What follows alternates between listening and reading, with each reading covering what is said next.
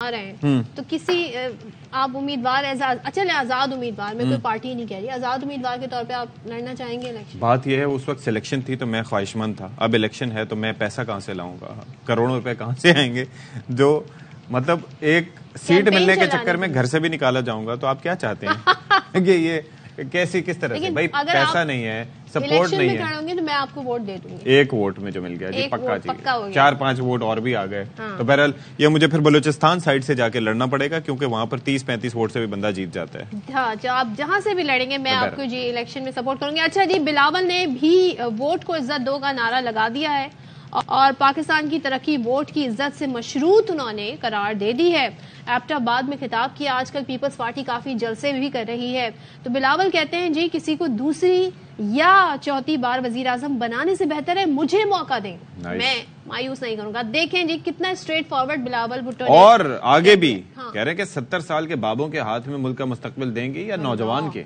یہ کس کو کہا ہوگا؟ یہ سب کو پتا ہے کس کو کہا۔ سنیں جی، اب لگانا پڑے گا۔ اچھا اور آپ کو یہ بھی بتا دیں کہ نواز شریف صاحب نے لاہور چیمبر آف کامرس کے عہدیداروں سے خطاب کیا اور کہتے ہیں جی ہمارے دور کی ترقی اور پالیسی جاری رہتی تو آج ملک میں ڈالر 40 یا 50 روپے کا ہوتا، تو اشفاق تو پرویز مشرف صاحب کے ٹائم میں تو 60 روپے کا تھا، اس سے پہلے کی بات کر رہے ہیں نواز شریف، شاید یہ 99 سے پہلے کی، پوچھ لیں گے آگے چل کے نا۔ بہرحال کیا کہا انہیں ذرا دکھا دیتے ہیں آپ کو۔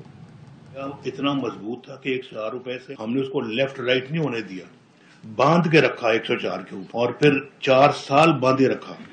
اگر 1990 والا مومنٹم جاری رہتا تو آج 104 نہیں، آج ڈالر 50 روپے کا ہوتا۔ پاکستان روپے ہے جو بالکل مٹی میں ملا دیا گیا۔ کس کے حوالے کیا؟ جنہوں جو روپے کو بھی تباہ و برباد کر گئے، ترقی کو بھی تباہ و برباد کر گئے، اور اس کے بعد آپ دیکھیں اٹھا لیں 2018 میں 17 میں ہم کہاں تھے اور 2020 میں ہم کہاں تھے، کیسے ترقی کریں گے آپ؟ اور یہ اس طرح کے مقدمے ہیں جو کہ بھائی سے تنخواہ نہیں لی تو اس کو کس کا جا کے گلا پکڑے ہم، کس کو قصوروار ٹھہرائے؟ میرا قطعاً یہ نیت نہیں تھی کہ ہم گورنمنٹ کو سے کے بعد ہم بھی پاور میں آئیں۔ میں چاہتا تھا کہ ہم سیدھا الیکشن کی طرف جائیں، لیکن پاکستان کو ڈیفالٹ سے بچانا بھی بہت بڑی ایک ذمہ داری تھی، اور اس کے بعد پھر دھمکیاں اور الٹیمیٹم جب ملنے شروع ہو جائے تو پھر ہم تو الٹیمیٹم کے آگے تو کھڑے ہونے والے لوگ ہیں، ہم بیٹھنے والے لوگ نہیں ہیں۔ چلیں جی تو اس پر بات کر لیتے ہیں۔ مسلم لیگ نون کے رہنما میاں جاوید لطیف صاحب ہمارے ساتھ ہیں اور ذرا پوچھتے ہیں کہ جی بلاول صاحب جو روز گفتگو کرتے ہیں تو کافی تنقید بھی کریں۔ جاوید لطیف صاحب، بلاول صاحب یہ کہتے ہیں تو پہلے تو کہتے ہیں جی ووٹ کو عزت ملنی چاہیے، نعرہ انیشلی آپ کا تھا، پھر اب پیپلز پارٹی نے اسے اپنا لیا ہے۔ پھر وہ یہ کہتے ہیں کہ دیکھیں جو لوگ چوتھی بار وزیر اعظم بن رہے ہیں، دوسری بار بن رہے ہیں، اب ان پر فل سٹاپ لگ جانا چاہیے، نئی قیادت آنی چاہیے جن کو پتہ ہے ریالٹیز کا۔ ظاہر ان کا اشارہ کس طرح ہے سب کو پتا ہے، چوتھی بار بننے کے لیے نواز شریف صاحب امیدوار ہیں وزیر اعظم کے۔ پہلے تو انتظار ہو رہا تھا کہ نواز شریف آئیں، اب وہ کہہ رہے ہیں نہیں جی بس بہت ہو گیا، اب ہم نے دیکھ لیا آپ لوگوں کی پرفارمنس کو۔ Basically it's performance based. بات یہ ہے کہ آپ اپنی گفتگو میں سوال کا جواب بھی خود دے رہے ہیں کہ یہی لوگ تھے جو 2 ماہ پہلے تک یہ بات کر رہے تھے کہ نواز شریف کے ساتھ ناانصافی ہوئی ہے۔ ان کو شاید یہ گمان تھا کہ نواز شریف پاکستان نہیں آئیں گے، اور اگر آئیں گے تو ان کو یہ عوامی حمایت، یہ پذیرائی نہیں ملے گی سیاسی طور پہ۔ تو آج جب انہوں نے دیکھا ہے کہ عوامی پذیرائی جو مل رہی ہے، حمایت مل رہی ہے، جو نواز شریف کو آخری امید سمجھا جا رہا ہے قوم کی جانب سے، تو انہوں نے اپنا سیاسی مستقبل جو ہے اس کو خطرے میں دیکھ کے اس طرح کی گفتگو کرنا شروع کر دی۔ مگر میں یہ ضرور عرض کروں گا، جہاں تک ووٹ کو عزت دینے کا تعلق ہے تو یہ ہمارا نعرہ سلوگن نہیں تھا، بلکہ ایک حقیقت تھی جو 25 کروڑ عوام کے دلوں کی آواز بھی بن گئی۔ اور اب دیکھیں کہ اس میں ہمارا کہنا کیا تھا، ہم یہ کہتے تھے کہ اگر آئینی ادارے اپنی حدود و قیود میں رہ کے کام کریں گے تو پاکستان ترقی کر سکے گا۔ اور جب ایک ادارے نے خود احتسابی شروع کر دی 9-10 مئی کے بعد، جو ہم کہتے تھے کہ سہولت کاری یہاں سے ہو رہی ہے، تو پھر وہ نشاندہی بھی ہوئی, ہماری بات بھی سچ ثابت ہوئی. آج ایک دوسرے ادارے نے اس کا جو فیصلہ آیا فیض آباد دھرنے کے حوالے سے, تو یہی تو ہمارا ایک مطالبہ تھا, یہی تو ہماری ایک ڈیمانڈ تھی کہ آئین قانون کے مطابق اداروں کو چلنا چاہیے, اور اداروں میں بیٹھے لوگ جو ہیں وہ آئین سے بالا نہیں ہے. آپ کا وہ مشن جو تھا وہ پورا ہو گیا, آپ یہ کہہ رہے ہیں, تو اب اس کی ضرورت نہیں رہی اس نعرے کی, لیکن جو وہ ایک دوسری بات کہہ رہے ہیں کہ اب نئی جنریشن کو آنا چاہیے, تو اس پر کیا تبصرہ کریں گے؟ پہلے تو آپ جو بات کہہ رہی ہیں نا کہ ضرورت نہیں رہی, صرف ضرورت تا حیات رہے گی کہ آئین قانون کے مطابق ہم چلتے جائیں گے تو پاکستان ترقی کرے گا, پاکستان خوشحالی کی منزل طے کرے گا. جہاں تک ان کا کہنا ہے کہ اب نوجوان آئیں اور جو بزرگ ہیں وہ ہٹ جائیں, تو شاید ان کو ذہن میں صرف یہ اٹکا ہوا ہے کہ کوئی سلیکشن کمیٹی 2018 کی طرح کام کرے اور کسی کو سلیکٹ کر دے. نہ اس وقت کوئی سلیکشن کمیٹی نے پاکستان کی خدمت کی, نقصان دیا پاکستان کو, اور آج تو میرے نزدیک کوئی سلیکشن کمیٹی کا وجود نہیں ہے. اچھا ایک چیز مجھے یہ بتائیں جاوید صاحب, یہ بیسکلی ہوتا کیا ہے کہ اب جس طرح سے آپ نے کچھ چیزوں کا حوالہ دیا اس کے اندر یہ ہوتا ہے کہ اب ظاہر ہے کہ چیزیں تو آئین و قانون کے مطابق جو ہو رہی ہیں تو اس پہ سب جماعتوں کو خوش ہونا چاہیے, تو ایسا کیوں ہے کہ ان سب چیزوں پہ آپ ایڈمٹ بھی کر رہے ہیں کہ ہاں جی آئین اور قانون کی بالادستی ہے, آپ کو خوشی بھی ہو رہی ہے اور آپ کہہ رہے ہیں کہ سب ٹھیک ہے, اور پیپلز پارٹی یا کچھ دوسری جماعتیں اس پہ خوش نہیں ہیں؟ یہ اشفاق صاحب میرا خیال ہے بہتر ہوتا کہ وہ دوسرے لوگ موجود ہوتے تو آپ یہ سوال ان سے کرتے. آپ کا امپریشن کیا ہے کہ وہ کیوں نہیں ہے خوش؟ یہ ذہن میں سوال ہوتا ہو. اشفاق ایک سیکنڈ, جو آپ نے سوال کیا ہے میرے سے, میں اس کا جواب دیتا ہوں. جی جی. 2018 2008 2002 میں اگر اسی طرح کی آوازیں ان کی جانب سے سننے کو ملتی تو پھر میں جواب دیتا.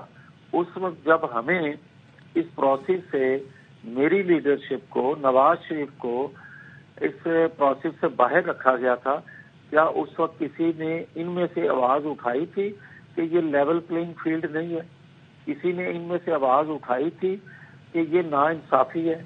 کیا ان میں سے کسی نے اس وقت یہ آواز بلند کی تھی کہ کسی طور پر بھی ایسے الیکشن پہ اعتماد نہیں کیا جا سکے گا, اس طرح بات نہیں کی جا سکے گی جس طرح آج ہو رہا ہے؟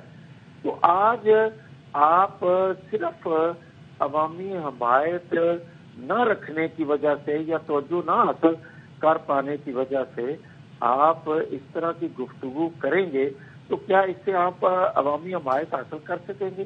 جو کہ نہیں. اور ابھی آپ صدف نے کچھ باتیں کی اپنے ابتدائیے میں, مجھے یہ بتائیں جو آپ نے ڈالر کی بات کی کہ نواز شریف نے کہا 50 سے رہتا آ جاتا, مجھے یہ بتائیں کہ 2017 کا پاکستان جو تھا اس میں مہنگائی اس طرح تھی؟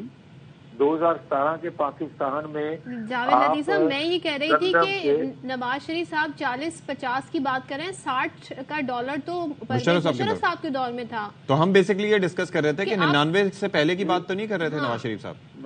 میں یہی تو عرض کر رہا ہوں, کیا مجھے یہ بتائیں کہ نواز شریف کی حکومت کو جبرن ختم کر کے پرویز مشرف کا دور آیا تھا نا, تو پرویز مشرف کے دور سے پہلے کیا ریٹ تھا ڈالر کا؟ ہم تو وہ بات کر رہے ہیں, اور ہم تو وہ بات کر رہے ہیں کہ کیا نواز شریف کو ایک دفعہ بھی, 3 دفعہ وہ پرائم منسٹر بنے ہیں, 3 دفعہ آئینی طریقے سے ہٹایا گیا ہے؟ نہیں.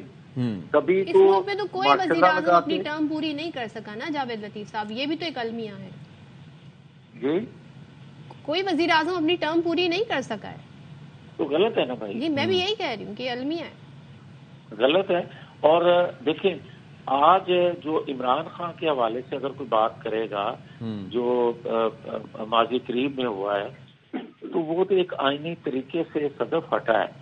آپ مجھے یہ بتائیں کہ کیا آئین میں یہ پروویژن نہیں ہے کہ عدم اعتماد کیا جا سکتا ہے؟ ظاہر.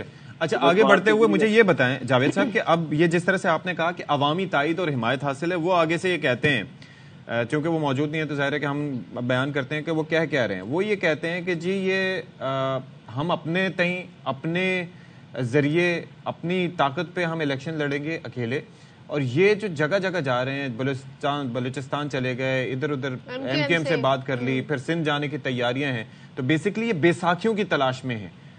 تو آپ عوامی حمایت کی بات کریں, وہ دوسرا اس کو رنگ دے رہے ہیں, کیوں؟ دیکھیں, جو قومی جماعت ہوتی ہے وہ اس کا کسی چھوٹے صوبے میں تھوڑا اثر ہو زیادہ ہو, قومی جماعت وہی کہلاتی ہے جو چاروں صوبوں کی نمائندہ ہو.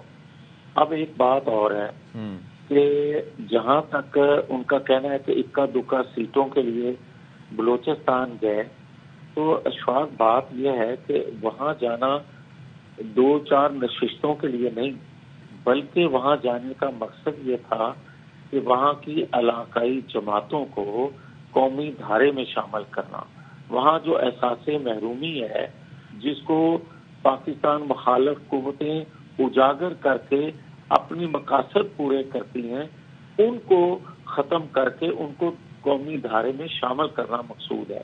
اسی طرح آپ جو بات کرتے ہیں اندرون سندھ ہم جا رہے ہیں یا کراچی کی ایک جماعت کا آپ ذکر کر رہے ہیں, تو بات یہ ہے کہ ہم نے 15 سال ایک اس جذبے سے کہ قومی جماعتوں کو غیر جمہوری قوتیں جو ہیں ٹارگٹ کر کے علاقائی جماعتیں بنا رہی ہیں, ایک ایک صوبے تک محدود کیا جا رہا ہے, جس طرح مسلم لیگ کے ساتھ ہوا یا پیپلز پارٹی کے ساتھ ہوا. تو ہم نے سندھ میں اس لیے اپنی تنظیم پہ توجہ نہ دی کہ ہماری طرف سے کم از کم اس قومی جماعت کو خیر کی خبر ملنی چاہیے.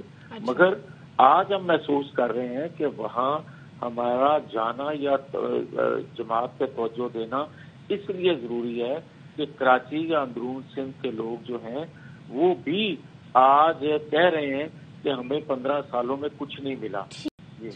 تھینک یو سو مچ جاوید لطیف صاحب. ظاہر سوالات تھے بلاول صاحب نے جو اٹھائے ہیں, اس کا جواب ہم ان سے لینے کی کوشش کر رہے تھے, جس کا انہوں نے بھرپور طریقے سے جواب بھی دیا. اب ایک بریک لیتے ہیں.